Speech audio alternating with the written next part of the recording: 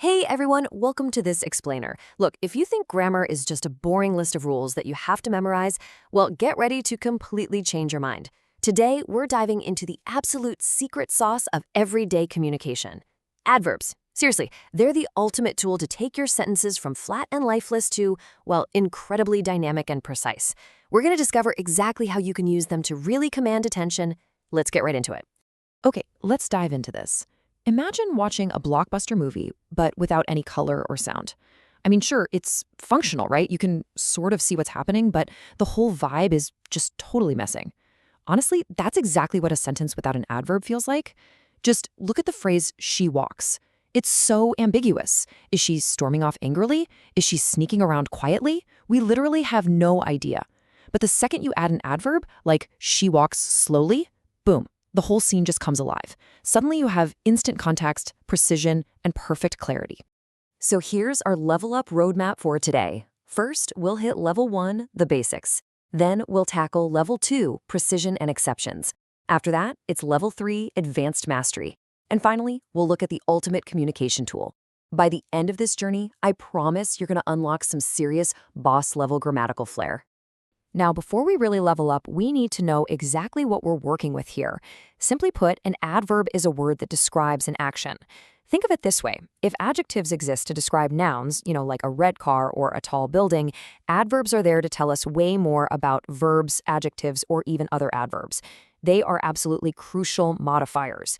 They're the words that give our actions their specific shape, their timing, and their flavor. All right, let's kick things off with level 1, the basics. This is all about getting foundational control over our sentences. So at this foundational level, adverbs basically answer 3 core questions about any action. First up is manner. This just tells us how an action is done. Usually it's super easy. You just take an adjective and slap an ly on the end of it. So quick becomes quickly. Careful becomes carefully. Next up, we have time. This tells us when something happens, right? Like tomorrow or yesterday. And finally, place. This tells us where the action occurs, like outside or everywhere. Honestly, these 3 are your basic building blocks to set any scene accurately. Okay, let's do a really quick check to test out these new level 1 skills. Take a listen to this sentence. The dog barked loudly. What's the adverb here? And does it tell us how, when, or where?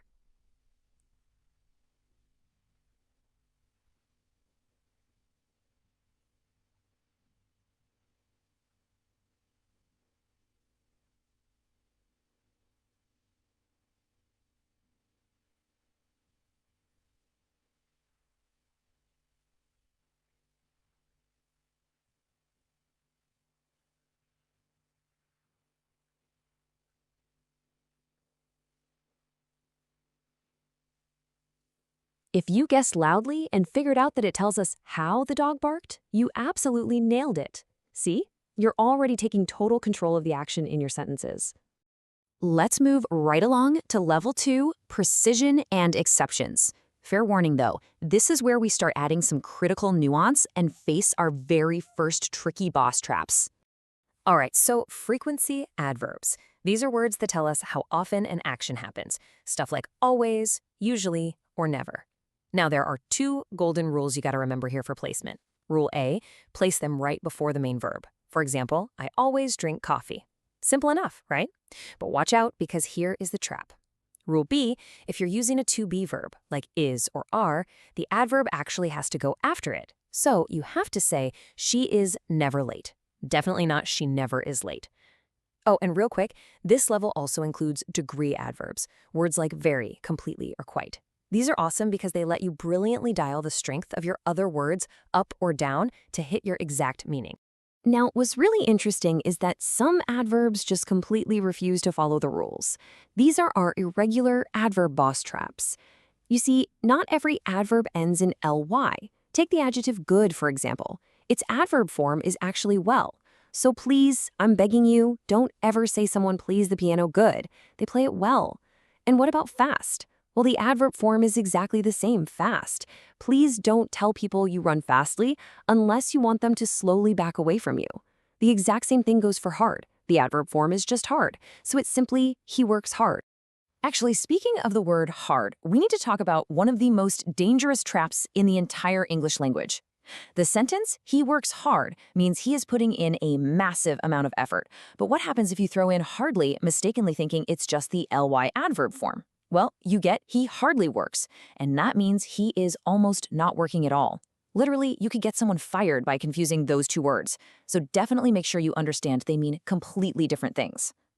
All right, it's time to step into the masterclass. Welcome to Level 3, Advanced Mastery. This is where we go way beyond single words and start modifying entire ideas. Let's really amp the energy up here. Conjunctive adverbs. These are words like however, therefore, and moreover. These guys are amazing because they logically connect two entirely independent clauses. They show relationships like cause and effect or contrast, but there's a strict trick you have to learn, and it's all about punctuation. If you're going to use a conjunctive adverb to connect two full clauses, a semicolon goes right before the adverb and the comma goes right after it, always. So it rained heavily, therefore the game was canceled. Semicolon, therefore, comma.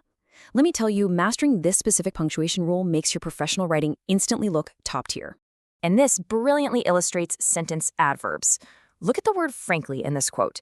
It isn't modifying the verb think or the noun plan. Instead, it's sitting right at the very front of the sentence to inject the speaker's total attitude and perspective over the entire idea. When you drop an adverb like frankly, interestingly, or fortunately at the start of your sentence, followed by a comma, you instantly command the tone of the whole room. You're not just stating facts anymore, You're actually telling the audience exactly how they should feel about those facts. Okay, brace yourselves, because this brings us to what is arguably the most advanced boss-level sentence manipulation technique used in formal writing. It's called negative inversion. If you ever want to add absolute, undeniable, dramatic flair to your work, this is exactly how you do it. Let's see how this builds. Constructing an inverted sentence is a very precise two-step procedure. Step 1, you take a negative or restrictive adverb, words like never, rarely, or seldom, and you forcefully drag it to the very beginning of the sentence. Then, step 2, you just swap the positions of the subject and the auxiliary verb. I know, it sounds a little bit like linguistic gymnastics right now, but trust me, the result is incredibly potent. So let's see it in action. A standard sentence like, I have never seen such a beautiful sunset is, perfectly fine. It's completely grammatical. But apply those negative inversion rules, literally flipping the whole sentence architecture, and it transforms into, never have I seen such a beautiful sunset. Do you feel the gravity that adds, the sheer dramatic weight? Now keep in mind, sometimes you actually have to add an auxiliary verb if one isn't there natively. Like, if your standard sentence is, she rarely speaks, you can't just say rarely speaks she. That sounds ridiculous. You have to inject the word does to make it, rarely does she speak. It is such a powerful tool, and it absolutely elevates your writing to the highest formal level. Finally, let's bring it all together with the ultimate communication tool. As we've seen today, adverbs aren't just annoying parts of speech that you were forced to circle in grade school workbooks. Not at all. They are the ultimate communication tool. They give you absolute control over the rhythm, the tone, and exactly how your audience perceives your message. I mean, think about it. You've gone from simply describing a basic action to entirely inverting the structure of your thoughts for maximum impact. You've seriously unlocked some communication superpowers today. So now that you've leveled up your grammar, what dramatic weight will you add to your very next sentence? Thanks for hanging out with me on this explainer, and I will catch you next time.